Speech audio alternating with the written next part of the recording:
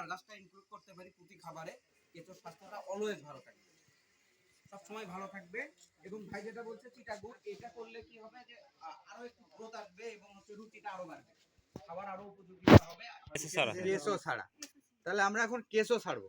এখন দেখি কেঁচোর সোর্স কোথায় আছে। কেঁচো পাইছেন আপনারা? জি স্যার। আচ্ছা পাইছেন, তাহলে আমরা একটু কেঁচো নিয়ে আসি।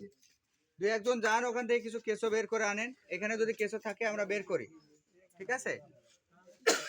ওখান থেকে বের করি, প্রচুর পরিমাণে কেঁচো আছে, তাই না? জি, প্রচুর কেঁচো আছে। এই আপনারা যারা আছেন ওই পাশ থেকে ওটা ভেঙে দেখেন, ওর ভিতর ডিমও পাবেন।